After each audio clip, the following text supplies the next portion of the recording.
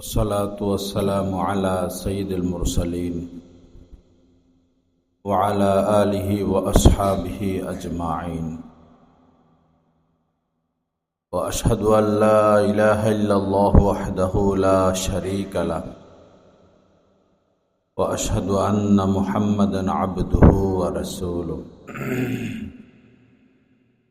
أما بعد عن أبي هريرة رضي الله تعالى عنه قال قال رسول الله صلى الله تعالى عليه وسلم لا تدخلوا الجنة حتى تؤمنوا ولا تؤمنوا حتى تحابوا أولا أدلكم على شيء إذا فعلتموه تحاببتم أفشوا السلام بينكم أو كما قال عليه الصلاة والسلام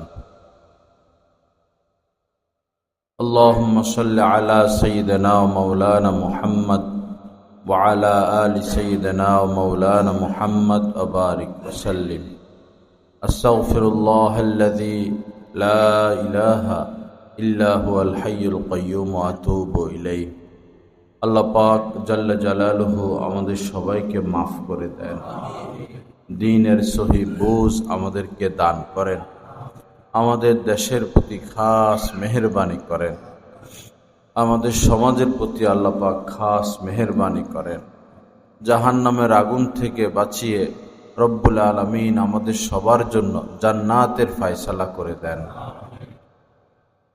আমি একখানা হাদিস শরীফ পাঠ করলাম হযরত আবু হুরায়রা রাদিয়াল্লাহু তাআলা আনহু থেকে বর্ণিত। হাদিসখানা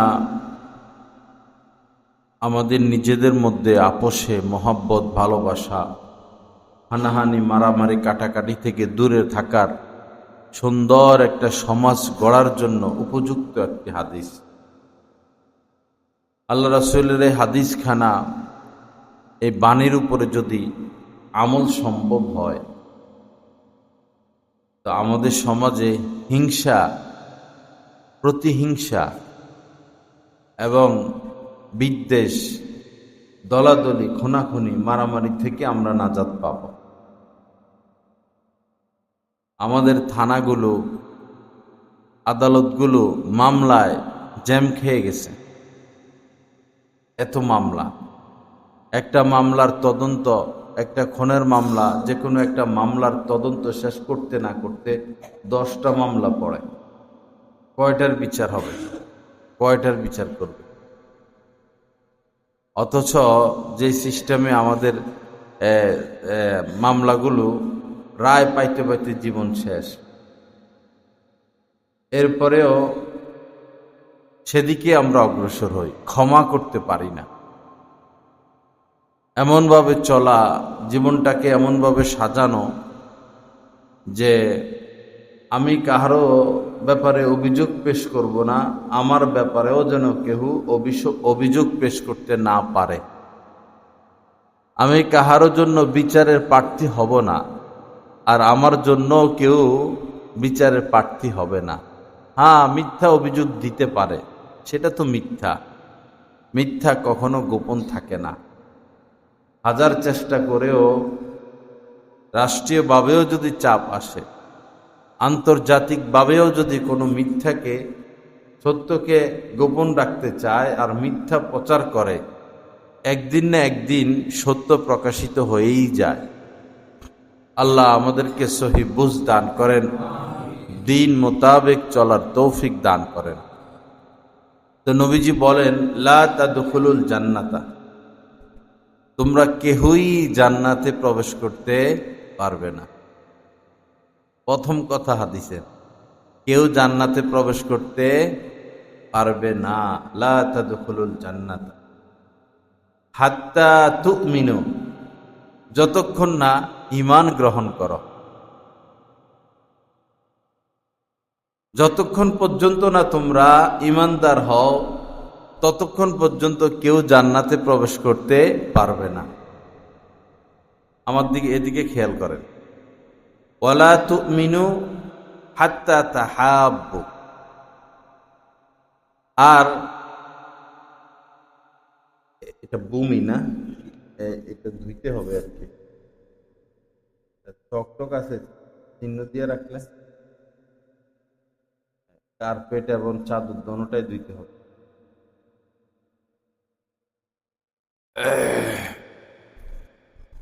তুমিনু হাত্তা তাহাব্বু, আর ততক্ষণ পর্যন্ত তোমরা মুমিন হতে পারবে না যতক্ষণ না একজন আরেকজনকে মহব্বত করবে। এটা হলো মুশকিল।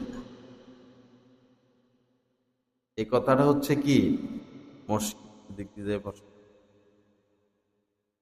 প্রথম তো বলছেন যে কেউ জান্নাতে যেতে পারবে না ঈমান আনয়নের আগ পর্যন্ত।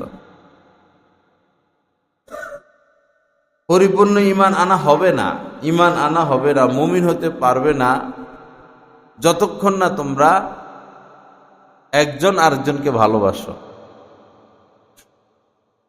এখন কেমনে ভালোবাসবো? ভালো না বাসার আগ পর্যন্ত আমাদের মধ্যে ঈমান পরিপূর্ণ হবে না, আমরা ঈমানদার হব না। আর ঈমানদার হতে না পারলে আমরা জান্নাতেও যেতে পারবো না। এখন আমাদের মধ্যে কি আসলে ভালোবাসা আছে? আমাদের ভালোবাসা বাংলাদেশিদের ভালোবাসা দল কেন্দ্রিক,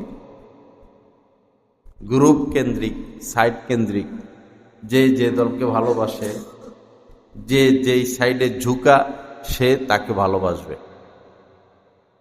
আবার ভৈরবে হইল দল টল তো আছেই, আবার নিজের বংশ, নিজের গোত্র, নিজের কোনো আত্মীয় যখন কোনো কিছু করে বসে তখন বন্ধুকেও ভুলে যায়, দলকেও ভুলে যায়।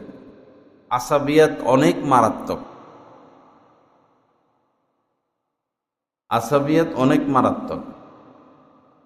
আল্লাহ হেফাজত করেন। তো এখন মুমিন হতে হলে তো ভালোবাসতে হবে। তার মানে কথার কথা ওহাবি সুন্নি, আমরা যেটাই হই, আমরা ওহাবিদেরকেও ভালোবাসতে হবে, সুন্নিদেরকেও।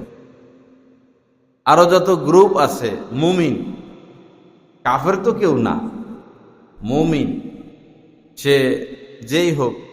মনে করুন আমাদের দেশের বড় দুই দল আওয়ামী লীগ বিএনপি, মহব্বত আছে পরস্পর, কওমি আলিয়া আরো যা আছে, মহব্বত তো নাই ওরকম। কিন্তু নবীজি বলেন যে পরস্পর মহব্বত ব্যতীত তোমরা মুমিন হতে পারবে না। আর যতক্ষণ মুমিন হবে না ততক্ষণ জান্নাতেও যেতে পারবে না। আমি তো এখানে 10 বছরের উপরে প্রায়, তো আমি তো দেখি রাস্তাঘাটে বহু মানুষের সাথে দেখা হলে আমার থেকে মুখটা ফিরিয়ে নিয়ে যায়, ডাইনে ফিরিয়ে নিয়ে যায়, বামে ফিরিয়ে নিয়ে যায়। বিষয় কি, আমার সাথে কি মামলা আছে? মামলা তো নাই। আর আমি তো কোনো দলও করি না, কোনো দলের সাথে, রাজনীতির সাথে প্রত্যক্ষ পরোক্ষ গোপনে প্রকাশ্যে আমার সাথে কারো সম্পর্ক নাই। যারা ভালো ভালো, যারা খারাপ খারাপ। বাকি আমি আমার দায়িত্বটা পালন করি, হক কথাটা বলে দেই, এই হক কথাটা বলে দেই। তো যাদের গায়ে লাগে তারা আমার থেকে দূরে সরে যায়, সমালোচনা করে, গীবত করে। কিন্তু একজন আলেমের থেকে মুখ ফিরিয়ে নেওয়া, এটা তো বড় ভয়ঙ্কর কথা, বড় বিপদের কথা। একজন আলেমকে মন্দ বলা, একজন আলেমের সমালোচনা করা বড় বিপদের কথা। ফেরাউন আর হযরতে আসিয়া যখন শিশু মূসা আলাইহিস সালামকে আনা হইল কোলে, এই বাক্সার ভিতরে এতক্ষণ উনি বাক্সা থেকে বের করার পরে তো কান্না করার কথা। বাচ্চারা কানবে না মাকে না দেখলে, বাবাকে না দেখলে? এমন হাসি। তো তাদের তো সন্তান নাই, আর ওইটা তো রাজনৈতিক লোক, এদের রাজনীতি তো রাজনীতি, যেটার কোনো নীতি নেই, এটার নাম রাজনীতি। আসিয়া দেখার পর বলল যে এই বাচ্চাকে দেখার সাথে সাথে আমার কলিজাটা মায়ায় ভরে গেছে। আমার কাছে এই বাচ্চাটা অনেক পছন্দ লাগলো, আমি একে সন্তান হিসেবে গ্রহণ করতে চাই। মা না, মহিলা তো, বাচ্চা নাই। কি বলছে যে একে আমার পছন্দ লাগছে, আর ফেরাউন বলছে আমার পছন্দ লাগে নাই। একজন, সে নবী হয় নাই কিন্তু নবী হবে তো। একজন নবীর ব্যাপারে এই কথা বলার কারণে মুফাসসিরে কোরআন বলেন তার কপালে ঈমান জুটে নাই। আর আসিয়া বলছে আমার কাছে পছন্দ লাগছে, আল্লাহ তাকে ঈমান দিয়ে দিছে, এবং তার কথা কোরআনে আসছে। এবং আমাদের নবীজির সাথে তার বিবাহ হবে জান্নাতে। মৃত্যুর আগে বলেছিল যে আল্লাহ ইন্দাকা, যে আপনার পাশে আমাকে একটা ঘর দিয়েন। কোরআন শরীফে আসছে। তো তার কত মর্যাদা, অথচ তার স্বামী কাফের। কথা এতটুকু, একজনে বলছে পছন্দ হয়েছে, পছন্দ লাগে, আরেকজনে বলছে পছন্দ লাগে না। আল্লাহ আমাদের সবাইকে মাফ করে দেন, সহি বুঝ দান করেন। আলেমদের সাথে সাংঘর্ষিক জীবন, এটা ভয়ঙ্কর জীবন। দুই নেত্রী, এক নেত্রী ছিল সাংঘর্ষিক, তার প্রতি কোনো দয়া মায়া কাহারও লাগে না। বিশেষ ব্যক্তি, বিশেষ কিছু লোক ছাড়া কেউ তাকে পছন্দ করে না। আরেক নেত্রী, সে সরাসরি সাংঘর্ষে যায় নাই আলেমদের সাথে, আলেমদের বিরোধিতা করে নাই, বরং যখন জঙ্গি জঙ্গি জঙ্গি জঙ্গি, সারা দেশে শুধু জঙ্গি ছাড়া আর কিছু নেই। আসলে নিজের ক্ষমতাটাকে স্থির করার একটা রাস্তা। এখন জঙ্গি এগুলো গেল কই? এরে মারে ফেলা, হেরে মারে ফেলা, প্রতিদিন হিন্দু লোক মেরে ফেলে। হিন্দু যারা ধার্মিক ধর্মীয় নেতা, পুরোহিত, প্রতিদিন পুরোহিত মারে, খ্রিস্টান মারে, ইহুদি মারে, এখানে আগুন লাগাই দেয়, সেখানে মানুষ হত্যা করে। শুধু জঙ্গি ছাড়া দেশে কিছু নাই। আসলে সব হলো বানোয়াট, সব কি, সব মিথ্যা বানোয়াট। তা এক নেত্রী এরকম জঙ্গি তৈরি করছে, আরেক নেত্রী সরাসরি বলে দিচ্ছেন মসজিদ মাদ্রাসায় কোনো জঙ্গি নেই। যার কারণে আলেম ওলামার তার প্রতি মায়া আছে, দয়া আছে। আমরা দোয়া করি তার সুস্থতার জন্য, আল্লাহ তাকে সুস্থ করে দেন। তো আলেমদের সাথে সাংঘর্ষিক জীবন ভয়ঙ্কর জীবন, এটা ঠিক না। আপনি ভুলের মধ্যে আছেন, তো ভুলটা কে ধরিয়ে দিবে ভাই? যারা টাকার জন্য আসে, কন্ট্রাক্ট করে আসে, তারা তো সুদের বয়ান করে না, তারা তো শুধু কিচ্ছা কাহিনী সুট টুট দিয়া, তাদের উদ্দেশ্য তো টাকা। এজন্য তাদেরকে আপনাদের ভালো লাগে। আমাদের এখানে পাশেই মাওলানা মাহফুজুর রহমান দামাত বারাকাত, বাংলাদেশের বেফাকের সহ মানে সচিব মহাসচিব, শাইখুল হাদিস রহমতুল্লাহ আলাইহির সন্তান। কত বড় মানুষ তিনি, ভৈরবে আসছেন। কত বড় মানুষ, বাংলাদেশের উল্লেখযোগ্য 8-10 জনের মধ্যে তিনি একজন। এত সম্মানিত মানুষ ভৈরবে আসছেন, 20 জন মানুষও ছিল না মাহফিলে। এটা আমাদের কিসমত খারাপ, আমার কপাল খারাপ। আর যদি শয়তান একটা আসতো কন্ট্যাক্ট করে হেলিকপ্টার নিয়ে, অন্তত 50,000 মানুষ আইত শয়তানটাকে দেখার জন্য। এটা দিন বিক্রেতা। অন্তত ভৈরব শহরকে আপনারা এই অসৎ লোকদের থেকে ভৈরবটাকে মুক্ত রাখেন। নবীজিগুলো সব বলে গেছেন যে এদের কণ্ঠ হবে চিনির মতো। ওই কণ্ঠ বিক্রি করে এরা, কণ্ঠবাজ। যারা হক কথা বলে, সঠিক কথা বলে, তাদেরকে পছন্দ লাগে না। তো হক কথাটা কে বলবে? এটা দায়িত্ব কাদের? আপনার দীর্ঘদিন থেকে আপনি অসুস্থ, রোগ ধরা পড়েন আপনার, এই ডাক্তারের কাছে যান, ওই ডাক্তারের কাছে যান, দৌড়তে দৌড়তে দৌড়তে দৌড়তে ভারত সহ অনেক দৌড়াদৌড়ি ছোটাছুটি করলেন, রোগ ধরা পড়ে না। তো একজন ডাক্তার সাহেব আপনার রোগ ধরে দিলেন, রোগটা ধরে দিলেন, রোগ নির্ণয় হলো, উনি চিকিৎসা দিলেন, আপনি সুস্থ হলেন, আজীবন তার প্রতি আপনার কৃতজ্ঞ থাকা উচিত কিনা, দোয়া করা উচিত কিনা যে এই ডাক্তার সাহেবের আমার প্রতি তার এহসান আছে, অনুগ্রহ আছে, দয়া আছে, তার মাধ্যমে তার উসিলা আমি সুস্থ হয়েছে, আল্লাহ তুমি তাকে সুস্থ রাখো। তো ডাক্তার রোগ ধরে দিলে তার প্রতি আজীবন আমরা কৃতজ্ঞ থাকি। যিনি আলেমে দ্বীন তিনিও তো ডাক্তারই, আত্মার ডাক্তার। তো তিনি যখন আত্মার রোগগুলো ধরে দেন, তার প্রতি কেন বিদ্বেষ হবে? তার প্রতি এহসান কেন হবে না? তার প্রতি এহসান কেন হবে না? তার প্রতি ভালোবাসা কেন হবে না? তার থেকে দূরে সরবো কেন আমি? কেমন কপাল পোড়া আমরা!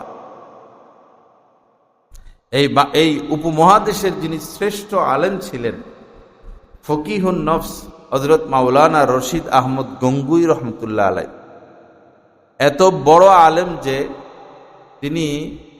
তিনি আরেকটা মাযহাব করতে চাইছেন। উলামায়ে কিরাম বলেন যে উনার মাযহাবটাই সহজ হইত এবং সবাই এটাই গ্রহণ করত। কত বড় আলেম হলে আরেকটা মাযহাব করতে চান? উনি যখন জীবিত ছিলেন তো দারুল উলুম দেওবন্দের ছাত্ররা মেশকাত পর্যন্ত পড়তো, দাওরা গিয়ে উনার কাছে পড়তো দেওবন্দ গঙ্গুইতে, বেশিরভাগ ছাত্র চলে যেত। উনি একসাথে সব কিতাব পড়াইতেন, বুখারী, মুসলিম, তিরমিজি, আবু দাউদ, ইবনে মাজা, নাসাই, মুয়াত্তা, সব তিনি একাই পড়াইতেন, সব উনার কাছে পড়তে চলে যেত। এত বড় আলেমের দিন। তো উনি যখন নিজের ইসলাহের জন্য থানা ভবনে গিয়েছেন, হযরত হাজী ইমদাদুল্লাহ মুহাজির মক্কি রহমতুল্লাহ আলাইহির সোহবতে ইসলাহের জন্য গিয়েছেন। আমরা যেরকম অসুস্থ হইলে হাসপাতালে যাই, আমাদের সবারই উচিত আত্মার রোগের জন্য খানকায় যাওয়া উচিত, আল্লাহ ওয়ালাদের সোহবতে যাওয়া উচিত, ওইটাও হাসপাতালে। তো থানা ভবনে গেলেন, 40 দিন সময় লাগাইছেন টানা। পরে খাইতে বসছেন, খানার ব্যবস্থা ছিল না, পরে চলে আসবেন। পরে হাজী সাহেব বলছেন তুমি আমার সাথে খাইও। তো দস্তরখানে খানা খাইতে বসছেন। এসলা কাকে বলে দেখুন। তো দুইটা তরকারি ছিল, একটা হলো নর্মাল তরকারি, আর একটা মুরগি দিয়া কি বানানো, গোশত দিয়া। পরে হাজী সাহেব কি করলেন, উনি তো ডাক্তার আর উনি হচ্ছেন ওই জামানার শ্রেষ্ঠ আলেম, কিন্তু গেছেন তো এসলার জন্য। তো সাধারণ যে তরকারিটা এটা ওনার দিকে দিছেন, আর গোশতের যে তরকারিটা এটা দূরে নিজের দিকে এনে রাখছেন। এখন উনি সাধারণ তরকারি দিয়ে খাইতেছেন। পরে ওইখানকায় আরেকজন আলেম থাকতেন, হাফেজ জামাল সাহেব, উনি অনেক বড় আলেম। উনি এসে দেখলো যে যোগশ্রেষ্ঠ আলেমে দ্বীন তার সামনে কি তরকারি, আর হাজী সাহেব ইচ্ছা করে তরকারিটা দূরে সরে রাখছেন। উনি বললেন হাজী সাহেব গোশতের বাটিটা উনার দিকে আগায় দেন না, উনি এত দূর হাত বাড়ায় নিতে পারবে না। তো এখন হাজী সাহেব কি বললেন দেখেন, কারণ উনি ডাক্তার, তো আত্মার ডাক্তার। উনি বললেন যে মন তো চাচ্ছিল মুচি আর সুইফারদের মতো তার হাতে একটা রুটির টুকরা দিয়া দূরে সরাই দিই, ওইখানে বসে খাও। যোগশ্রেষ্ঠ আলেমকে কি বলতেছেন? মন চাচ্ছিল দস্তরখানা থেকে উঠাইয়া, মন চাচ্ছিল সুইফার আর মুচির মতো হাতে একটা রুটির টুকরা দিয়ে তারে দূরে সরাই দিয়ে যাও খাও। আমি তো এহসান করে তাকে আমি আমার দস্তরখানা বসতে দিয়েছি, এহসান করে, অনুগ্রহ করে। মাওলানা রশিদ আহমদ গঙ্গুই রহমতুল্লাহ আলাই আলেম না? তো উনি পরে এটা বলছেন যে হাজী সাহেব আমাকে এই কথাগুলো বলে উনার কি কোনো অভাব আছে? দেশের বিশ্বসেরা আলেম। উনি বললেন হাজী সাহেব আমার এই কথাগুলো বলে আবার আমার চেহারার দিকে তাকাই, দেখে আমার চেহারা কোনো রাগ আসছে কিনা, চেহারা মলিন কিনা, চেহারা কালো হইয়া গেল কিনা, নাকি চেহারা আগের মতোই আছে। তো হযরত রশিদ আহমদ গঙ্গুই রহমতুল্লাহ আলাইহি বলেন আলহামদুলিল্লাহ, আমাকে এত অপমান করতেছেন, আসলে তো চিকিৎসা করতেছেন, এরপরও আমার চেহারার মধ্যে বিন্দু মাত্র পরিবর্তন আসে নাই। এখন আলহামদুলিল্লাহ বৈরবে তো আমার মুরিদানের অভাব নাই। আমি যদি একজনের সাথে আচরণ করি, যে কোনো একজনের সাথে, আর আসবে কমলপুর মাদ্রাসায়, মরণ পর্যন্ত গালিগালাজি করবো। এসলাটা হবে কিভাবে? শায়েকের হাতে অপমানিত হতে হয়, তখন অহংকার দূর হয়। শায়েকের হাতে অপমানিত হইতে হয়, লাঞ্ছিত হইতে হয়। এক বড় আলেম, তো তার কোন এসলা হয় না। পীর সাহেব অনেক ধরনের আমল দিলেন, এই আমল সেই আমল, এই লাইনে আগাইলেন ওই লাইনে আগাইলেন, তার কোনো এসলা হয় না। হযরত আমার এগুলা লাগে না, হয় না, এসলা হয় না, অহংকার ভিতরে। আর যাদের এলেম বেশি, এলেম আগুন, তো এলেম বেশি যাদের, তাদের ভিতরে অহংকার থেকে যায়। তো হযরত আমার তো কোনোভাবে এসলা হয় না। পরে আচ্ছা তোমার এসলা করতেছি। তো বললো তুমি আখরোট কিনবা, আখরোট এক জাতীয় বাদাম, আখরোট কিনবা, আখরোট মাথায় নিয়ে এলাকায় যাবা, গিয়া পোলাপানকে বলবা যে আমার গালে 2টা থাপ্পড় দিবে, তারে 1টা বা 10টা আখরোট দিমু। যে 1টা থাপ্পড় দিবে তারে 1টা আখরোট দিমু, যে 2টা থাপ্পড় দিবে আমার গালে তারে 2টা আখরোট দিমু। আখরোট মানে দামি বাদাম এরকম। দেখেন একজন আলেমের মাথার উপরে কি তুলে দিছে, বাদাম। আবার বলছে তোমার টাকা দিয়ে কিনবা। আবার কেমন কথা, থাপ্পড় মারলে গালে, তখন কি একটা মারলে একটা, 2টা থাপ্পড় মারলে 2টা। পরে যায়া এলাকায় বলতেছেন যে ভাই কার কার আখরুট লাগবে আসো, আমার গালে 1টা থাপ্পড় দিলে 1টা বা 2টা পাইবা, 2টা দিলে 4টা পাইবা। পোলা ভাইন তো মজা করে ঠাস ঠাস করে থাপ্পড় মারতে তো মজা লাগে, ঠাস ঠাস করে থাপ্পড় মারে আর আখরোট সব মুহূর্তের মধ্যে নিয়ে গেছে। পরে বললে এখন কেমন লাগে, কমছে কিছু অহংকার? হযরত সব সাফ হয়ে গেছে, অহংকার সব সাফ হয়ে গেছে, দিল একদম পরিষ্কার। আমরা কিভাবে দিল পরিষ্কার করলাম বলেন? আমরা তো অহংকারে ফাইটা যাইতেছি। আমরা হজ করে আইসা, উমরা কইরা, এই দিনের টুটা ফাটা কিছু কাজ কইরা, কি অহংকার আমাদের মধ্যে, কি অহংকার! অহংকার সামান্য পরিমাণ থাকলেও তো জান্নাত কপালে জুটবে না, সামান্য পরিমাণ। আল্লাহ আমাদেরকে হেফাজত করেন, সহি বুঝ দান করেন। আরো মজার ঘটনা শুনেছি এর আগে আমি, আমাদের যে দারুল উলুম দেওবন্দ সমস্ত মাদ্রাসার উম্মুল মাদারিস যেটা, সেটার মুহতামিম ছিলেন টানা 60 বছর কারি তয়েব সাহেব রহমতুল্লাহ আলাই। উনি দারুল উলুম দেওবন্দকে এত উপরে উঠেছেন উনার আমলে। 60 বছর টানা মুহতামিম, সোজা কথা, বাচ্চাকালে উনি মুহতামিম হয়েছেন। তো পরে দারুল উলুম দেওবন্দের মুহতামিম পৃথিবীর যেখানে যাবেন তার উপরে কেউ নাই, তার উপরে সম্মান পাওয়ার মতো কেউ নাই।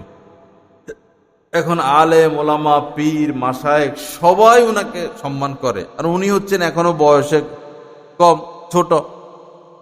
পরে কি করবেন? হাসপাতালে গেছেন অহংকারের চিকিৎসার জন্য। হাসপাতাল মানে কি?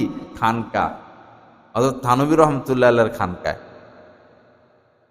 পরে যায় বলছেন যে হযরত এই ব্যাপার, আমি ছোট মানুষ, অথচ পৃথিবীর সকল স্তরে মানুষ আমাকে সম্মান করে, বড় বড় শাইখুল হাদিস, বড় বড় আলেম ওলামা মুফতি সাহেবরা এতটা আমার সামনে গলে যায়, আমি লজ্জিত, আমার ভিতরে তো অহংকার এসে গেল। পরে হযরত বলেন আচ্ছা ঠিক আছে, তোমার অহংকারের চিকিৎসা করতেছি। চিকিৎসা দিলেন যে খানকায় যত মানুষ ঢুকে এদের জুতা সোজা করবা। এখনকার পীরদের কাছে গেলে বলবো লা ইলাহা ইল্লাল্লাহ 100 বার পড়ো, আল্লাহ আল্লাহ 100 বার পড়ো, সূরা ইয়াসিন তেলাওয়াত করো। আর বন্ডদের কাছে গেলে বলবে গরু একটার জায়গায় 2টা দাও, ছাগল একটার জায়গায় 3টা দাও, এই কাম। পরে বলছেন যে জুতা সোজা করবা। তো উনারা খানদানি লোক ছিলেন, এই নয় মোল্লা মৌলবী গরিব অসহায় এরকম না, খানদানি ধনী মানুষ ছিলেন। আবার পৃথিবীর শ্রেষ্ঠ প্রতিষ্ঠানের তিনি প্রিন্সিপাল, সহজ কথা তো না। পরে এখন জুতা তো সোজা করে ঠিকই, ওই পুরান ছেঁড়া ময়লা জুতা ধরে না, ঘিনে লাগে, নতুনগুলো সোজা করে দেয়। তো হযরত থানবী রহমতুল্লাহ আলাইহি আবার আয়সা এমনি করে দেখে কি করে না করে, ডাক্তার না। আমি হাফিজ হুজুর রহমতুল্লাহ খানকায় গেছিলাম ঢাকা কামরাঙ্গীরচরে। পরে আমি দেখছি যে রুম আলাদা আলাদা, ছোট ছোট রুম আলাদা আলাদা, দরজার মধ্যে ফাঁক এরকম।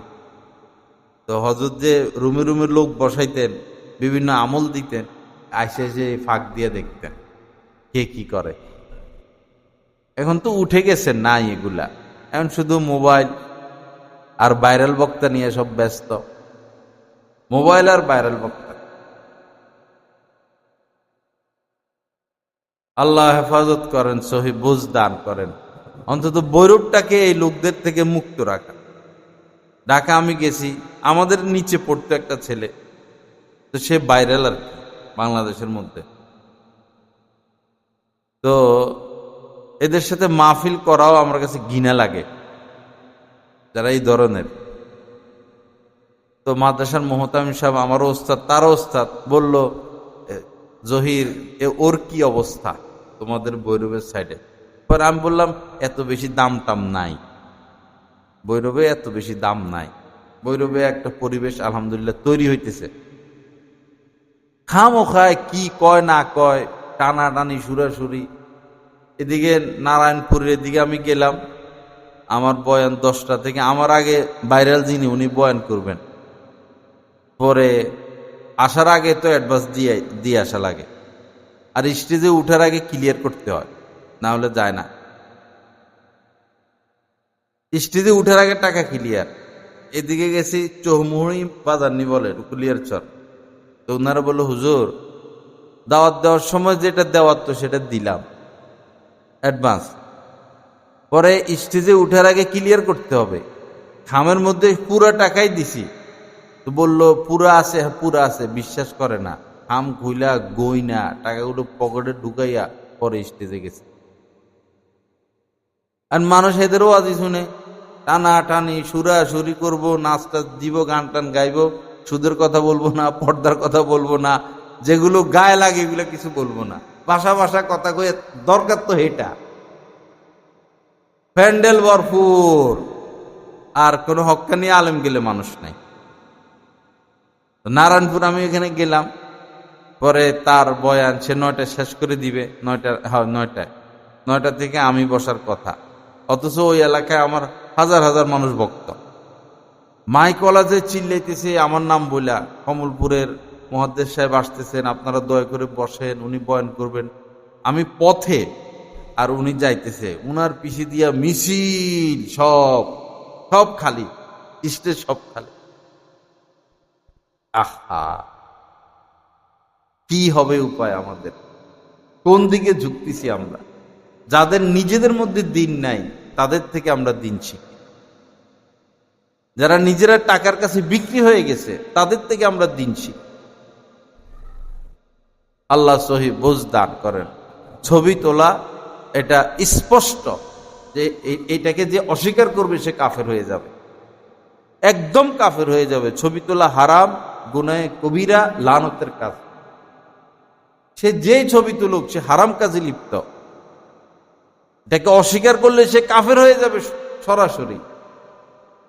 বিভিন্ন পাপের কথা আছে হাদিস শরীফে, জিনার কথা আছে, গীবতের কথা আছে, শরাব পানের কথা আছে, মিথ্যা কথা আছে, চগলখুরি আছে, পাপ তো অনেক। কিন্তু নবীজি বলেছেন, আসাদ্দুন নাসি আযাবান ইনদাল্লাহ আল মুসাব্বিরুন, কিয়ামতের ময়দানে সবচেয়ে কঠিন শাস্তি দেওয়া হবে যারা ছবি তোলে, তাদেরকে কঠিন শাস্তি দেওয়া হবে, সবচেয়ে কঠিন শাস্তি। হাজার হাজার পাপের কথা না বলে এই পাপের কথা স্পষ্টভাবে নবীজি উল্লেখ করছেন যে এদেরকে সবচেয়ে বেশি শাস্তি দেওয়া হবে। আজ যারা 10, 15, 20টা ক্যামেরা নিয়ে আসতে পারবে, আমরা তাদের পিছনে আছি। এমনও হয় বক্তাদেরকে দেখা যায় না, এমনও বক্তা আছে কমই লাইনেরই আছে, 30-40টা ক্যামেরা এমন ভাবে ফিট করে, বক্তা শ্রোতা দেখে না, শ্রোতা বক্তা দেখে না, ক্যামেরার ক্যামেরা, ক্যামেরার ক্যামেরা, ক্যামেরার ক্যামেরা। আহা, রাসূলের ঘরে এই ঢুকে না, জিবরিল আমিন আসতেছেন না। শ্রেষ্ঠ আল্লাহর পরে যার স্থান, আল্লাহর পরে যার স্থান, তার ঘরে হযরত জিবরিল আমিন আসার কথা ছিল, তো আসতেছেন না। নবীজি পেরেশান, অস্থির, আসমানি মাখলুকরা তো প্রতিশ্রুতি ভঙ্গ করে না। আসবেন বলছেন, আসলেন না কেন? নবীজি অস্থির অস্থির অস্থির, আসে না আসে না আসে না। পরে হঠাৎ নবীজি ঘর থেকে বের হয়েছেন, তৎক্ষণাৎ জিবরিল আমিন উপস্থিত। পরে বললেন যে আপনি আসার কথা, আসলেন না, আপনারা তো প্রতিশ্রুতি ভঙ্গ করেন না, আসলেন না কেন?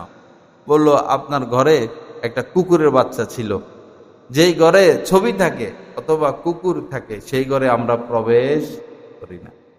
এখন মহিলারা দেখবেন বেড়ালের বাচ্চা বেড়াল একটা একটা লয়ে লয়ে ঘুরে, দেখেন না কথা, বেড়াল একটা একটা লয়ে ঘুরে,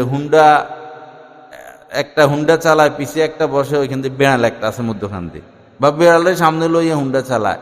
মহিলাদের যে সাইড ব্যাগে বেড়াল একটা, কি গজব নাজিল হইতেছে আল্লাহ জানে। কয়দিন পরে কুত্তা এসে দেব। বেড়াল তো আর ঘরে রাখা নিষেধ না, বেড়াল তো নিষেধ না, এই বেড়াল দিয়ে চালু করলো এখন। এগুলো সাধারণত এই এই নাটকের মাধ্যমে চালু করে, নাটক, ছবি, সিনেমা বা প্রচার মিডিয়ার মাধ্যমে চালু করে। এখন এই বেড়াল চালু করে দিছে, কোলে বেড়াল নিয়ে নিয়ে ঘুরে, কি গর্বের সাথে। পরে আস্তে কুকুরের বাচ্চা দিয়ে দিবে এখানে, পরে কুত্তা ঢুকাইয়া দিবে। এখন তো ছবি ঢুকাইয়া দিছে, আপনি সাবান কিনবেন ছবি, তেল কিনবেন তেলের বোতলের ছবি, সুটকি কিনবেন পত্রিকা পেঁচাই দেয়, ওইখানে একটা উলঙ্গ নারী ছবি, এরপরে এই যা কিনবেন এটার মধ্যে ছবি আছেই। ছবি দিয়া দিয়া আমাদের ঘরকে রহমত থেকে মুক্ত, রহমতের ফেরেশতা থেকে মুক্ত। আর সাধারণ মানুষ ছবি তোলাকে কোনো অপরাধ মনে করে না, কারণ আলেম ওলামারা তোলে, আলেম ওলামারা তুলতেছে। আল্লাহ আমাদের সবাইকে মাফ করে দেন, সহি বুঝ দান করেন। যাই হোক, বলতেছিলাম যে মোহাব্বত 10টা বছর এই এলাকায় আমি তো বাড়িতে তেমন একটা যাই না, ঈদের সময় এখানে থাকি, মাদ্রাসা বন্ধ সবাই চলে যায়, আমি এখানে থাকি, কিন্তু মোহাব্বত তো তেমন একটা দেখলাম না, মোহাব্বত তো দেখলাম না। তো নবীজি বলেন যে কে জান্নাতে যেতে পারবা না তোমরা যতক্ষণ না মুমিন হও, আর মুমিন হতে পারবে না যতক্ষণ না একজন আরেকজনকে মহব্বত করো। আমাদের দেশের রাজনীতি, যে পক্ষ ক্ষমতা থাকে সেই পক্ষরে একবারে পাটার পুঁতা দিয়ে ফিসা ফেলায়, আবার হেরে যখন আসে এই করে একবারই পাটার পুঁতা দিয়ে ফিসা ফেলায়। এইটা হইল নোংরামি। এটা কি নোংরামি? দিন নাই তো, দিন নাই, রুচি নষ্ট, রুচি নষ্ট। আস্তাগফিরুল্লাহ আস্তাগফিরুল্লাহ। এখন এই মোহাব্বত নাই, মোহাব্বত নাই সমাজে কাহারো প্রতি কাহারো, দল কেন্দ্রিক মোহাব্বত। এখন কি উপায় বলেন? অষ্টগ্রামের ওইদিকে আছে কিছু এলাকা যে ওহাবি মোল্লাদেরকে 3টা ঢিল মারতে পারলে একটা সুন্নত আদায় হয়, 3টা ঢিল মারতে পারলে একটা সুন্নত আদায় হয়। কি গুমরাহি শিখিয়ে রাখছে সেই ইহুদি যাদের পণ্ডিত, ইহুদি পণ্ডিত যারা ছিল, আলেম যারা ছিল, তারা এরকম সাধারণ ইহুদিদেরকে উল্টাপাল্টা কথা বলে রাখতো। জান্নাতে গেলে আমরাই যাব, আমরা আল্লাহর প্রিয় ভাজন, আমরা আল্লাহর সন্তান, নবী আসলে আমাদের বংশ থেকেই আসবে, তিনি হক নবী হবেন যিনি আমাদের বংশ থেকে আসবেন। এই কারণে তারা ঈমান আনতে পারে নাই। অন্য বংশ থেকে আসলো কেন? আমাদের আমাদের আমাদের নোয়াখালীর ওই সাইডের নিয়ম হলো যে দলের থেকে একটা কলা গাছ দাঁড়াইলো, হেরে সবাই ভোট দিবে। এটা খুব প্রসিদ্ধ কথা। একজন খুব ভালো মানুষ দাঁড়াইছে, ভোট দিবে না তো, সবাই সবার দলের লোকরে ভোট দিবে। কি রুচি নিয়ে আমরা বসবাস করি, অথচ জানি সে অর্থ পাচার নিয়ে ব্যস্ত, চুরি নিয়ে ব্যস্ত, জমি দখল নিয়ে ব্যস্ত। আল্লাহ আমাদেরকে মাফ করে দেন। তো কি যেন বলতেছিলাম, মোহাব্বত। তো এখন মোহাব্বত তো নাই আমাদের পরস্পরের মধ্যে, তো মোহাব্বত নাই মানে আমরা মুমিন হতে পারি নাই। আর মুমিন হইতে পারি নাই মানে আমরা জান্নাতেও যেতে পারবো না। এখন কি করার? এখন নবীজি বলছেন যে আওয়ালা আদুল্লুকুম আলা শাই, তোমাদেরকে কি আমি এমন একটা পথ বলে দিব, রাস্তা বলে দিব, যে রাস্তা অবলম্বন করলে তোমাদের মধ্যে পরস্পর মহব্বত সৃষ্টি হবে। সহজ হইল কি না? এখন সহজ হয়েছে না? রাস্তা একটা বলে দেই, এই রাস্তা উপরে চললে, এই কথাটা মানলে বিদ্বেষ দূর হবে, হিংসা দূর হবে, মহব্বত সৃষ্টি হবে। আমল করবনি সেটার উপরে, কাহার প্রতি বিদ্বেষ না রাখি, বস ইমান তো আছে। কার মধ্যে 10টা দোষ থাকতে পারে, একটা গুণ কি নাই? ওই গুণের দিকে তাকাই আপনি তাকে মহব্বত করবেন, তার দোষগুলো অনুসরণ করবেন না। তো নবীজি বলেন যে আফসুস সালাম বাইনাকুম, সেটা হলো যে তোমরা ব্যাপকভাবে সালামের প্রচলন ঘটাও, ব্যাপকভাবে সালামের প্রচলন ঘটাও। সালাম আর সালাম, সালাম আর সালাম, সালামের বন্যা, সালামের বন্যা। এদিকে নিচে দিয়েও পানি বাড়তেছে, এখানে উপর দিয়েও বৃষ্টি পড়তেছে, এরকম হয় না? বন্যা যখন হয় নিচে দিয়েও পানি, উপর দিয়েও পানি, পুরো সমাজের মধ্যে শুধু সালাম আর সালাম, সালাম আর সালাম, সালাম আর সালাম। সালাম তো আল্লাহ পাকের নাম, এই নামের বরকতে আমাদের ভিতর থেকে হিংসা দূর হবে, পরস্পর মহব্বত সৃষ্টি হবে। আল্লাহ পাক বেশি বেশি সালাম দেওয়ার তৌফিক দান করেন, বেশি বেশি। এক বর্ণনা এসেছে যে কেউ যদি দৈনিক 20 বার সালাম দেয়, দেখেন কি সহজ করছেন আমাদের জন্য আল্লাহ, আল্লাহ রাসূল। 20 বার যদি কেউ সালাম দেয় আর ওই দিনই তার ইন্তেকাল হয়ে যায়, ওই দিনে ইন্তেকাল হয়ে যায়, তার জন্য জান্নাত ওয়াজিব, তার জন্য জান্নাত ওয়াজিব। আলহামদুলিল্লাহ, আমার তো, আমি একবার বাইরে হইলে আমার 20 বার হইয়া যায়, বাসা পর্যন্ত গেলেই আমার 20 বার হইয়া যায়। সবসময় মাথায় থাকে আজকে 20 বার হইল কিনা। এজন্য 20 বারটা আগে আগে পুরো করে ফেলবেন। সালামের 20 বার কি আগে আগে পুরো, সকাল 8টা-9টার মধ্যে যেন 20 বার হইয়া যায়। কারণ ও যদি একটু পরে মরে যান, এই যে মাইক চালা একটা ছেলে, এ আর মাইক, আমি যেখানে যাই ওর সাথে দেখা হয়, চেহারাও খুব সুন্দর, বিয়ে করে নাই। পরে গত 2-3 দিন আগে এই মাইক নিয়ে যাইতেছে, পরে একটা কুত্তারে বাঁচাইতে যাইয়া পরে ওর গাড়িটা রাস্তার পাশে পড়ে গেছে, পরে হ্যাঁ বাস গাড়িতে, হ্যাঁ, পরে গাছে আর পিলারের চিপায় মগজ বাইর হইয়া সাথে সাথে একদম জোয়ান পোলা। যেখানে যাইতাম আইসা হাসি মুখে আমাকে সালাম করতো, কথা বলতো, এখনো তার চেহারাটা আমার চোখে বাসে। তরুণ ছেলে, কতক্ষণ লাগলো যাই। আমরা এই মনে মনে ধরে রাখছি যে এত সকাল আমাদের মৃত্যু হবে না। হয়েও তো যেতে পারে ভাই, হবে না সেটাও আপনি ধরে রাখছেন, হয়েও তো যেতে পারে। আল্লাহ আমাদেরকে মাফ করে দেন। তো 20 বার সালাম ইনশাআল্লাহ, তাড়াতাড়ি সকাল সকাল যেন কি হয়ে যায়, 20 বার সালাম হয়ে যায়। আর যার প্রতি বিদ্বেষ, 3 দিনে বেশি তো কথা বন্ধ রাখা যাবে না। 3 দিনে বেশি কথা বন্ধ রাখলে আপনার আমলনামায় অটো কি উঠতে থাকবে, কবিরা গুনাহ উঠতে থাকবে। একজন মুসলমানের সাথে কেন আপনি কথা বন্ধ রাখবেন? সে আরেক দল করুক, সে অন্য গ্রুপের হোক, মুসলমান তো, কথা বন্ধ রাখা যাবে না, সম্পর্ক নষ্ট করা যাবে না, সম্পর্ক ভালো রাখতে হবে। বহির বিশ্বে মুসলমানরা যদি এক থাকতো, এই আমেরিকার দাদাগিরি চলতো, ইহুদিদের দাদাগিরি চলতো, ভিতরে ভিতরে ইমান বিক্রি করে বসে রয়েছে মুসলমান। আল্লাহ হেফাজত করেন, সহি বুঝ দান করেন, দেশকে ভালোবাসার তৌফিক দান করেন।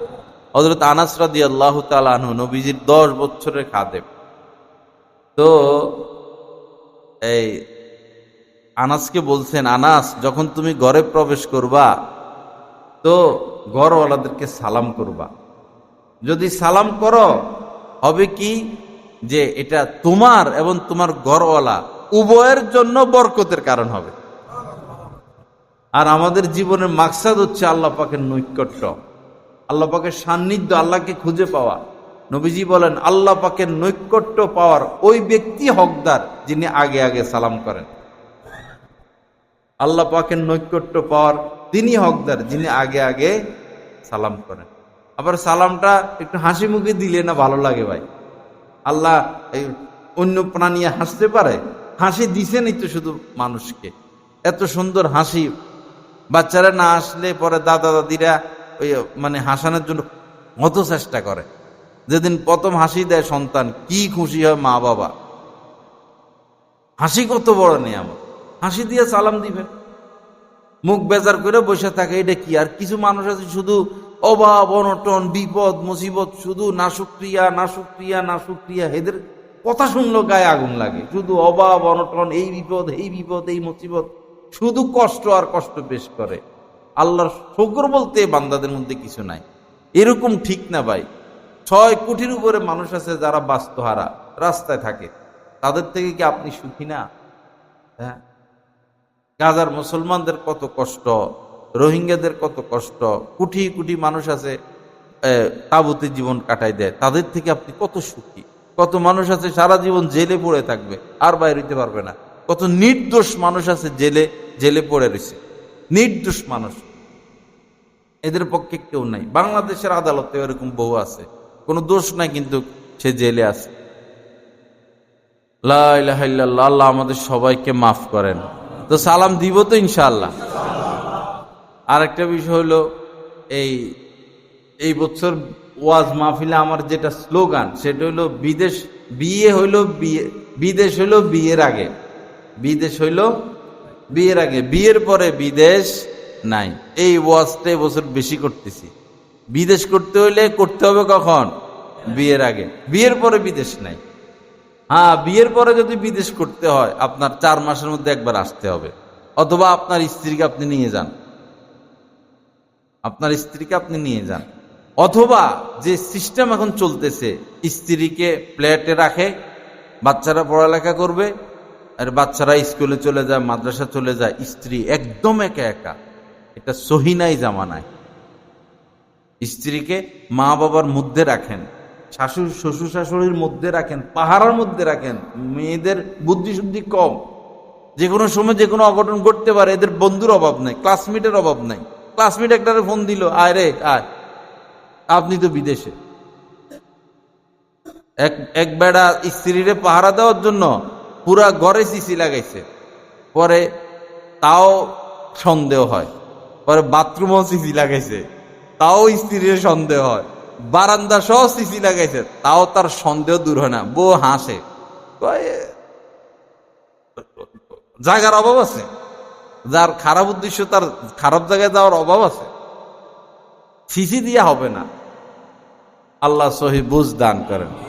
তো এই বিষয়ে আমার একটা কবিতা, আলহামদুলিল্লাহ আল্লাহ শুকর, প্রায় 65টার উপরে হামনাথ ইসলামী সঙ্গীত আল্লাহ পাক লেখার তৌফিক দিচ্ছেন। ইনশাল্লাহ এটা কিতাব হবে।